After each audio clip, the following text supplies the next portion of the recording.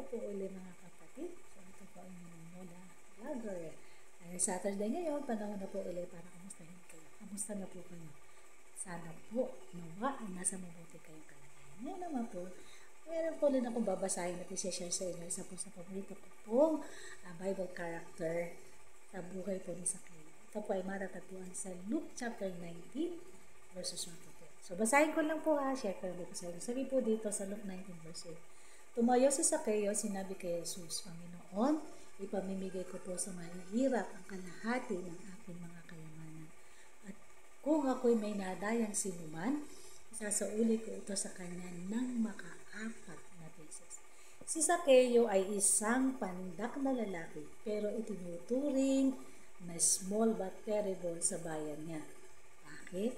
Dahil ang pandak na si Zacchaeus ay isang terror na taga-singil ng buwis sa Jericho. Kahaman, kurakot din siya, kaya kinaiinisan siya ng mga tao. Dahil dito, wala siyang mga kaibigan. Mayaman nga siya, pero nag-iisa naman siya. Alam ni Zacchaeus na may kulang sa buhay niya at hindi pera ang makapagtutunan. Pero biglang nagbago ang lahat nang ma-encounter ni Zacchaeus si Jesus. Naramdaman ni Zacchaeus na tanggap at mahal siya ni Jesus. Hindi siya hinusgahan, bagkus ay kinaibigan pa siya. Si Jesus mismo ang nagayang pumunta sa bahay ni Zacchaeus at kumain kasama niya. Isang bagay na hindi pa naranasan ni Zacchaeus mula sa mga taong galit at inis sa kanya. Ipinakitang pagtanggap ni Jesus sa kanya, naramdaman ni Zacchaeus na hindi siya nag-iisa at may pag-asa pa siyang magbago.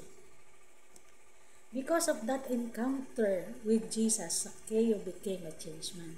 He repented and accepted Jesus as his Lord. Na-realize niya na ang pagkakamali niya at dahil doon nagbago din ang ugali niya. Tumayo si Zacchaeus at sinabi kay Jesus, Panginoon, ipamimigay ko po sa mahihirap ang kalahati ng aking mga kayamanan. At kung ako'y may nadaya, sinuman, isasauli ko to sa kanya ng makaapat na beses. Ang dating madamot, sinungaling, sakim at kurak at natagasingin ng buwis ay biglang naging matuwid, mabait at mapagbigay. Hindi lang siya basta nagbalik ng sobrang pera at nasa niya. Dinagdagan pa niya ito na higit pa.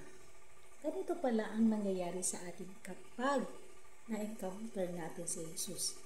Nagkakaroon tayo ng radikal na pagbabago sa ating puso, sa ating pag-uugali. Dahil binago tayo ng dakilang pag-ibig ni Jesus. Ikaw, na-encounter mo na ba si Jesus? Muli, magandang hapon po sa inyo. God bless everyone.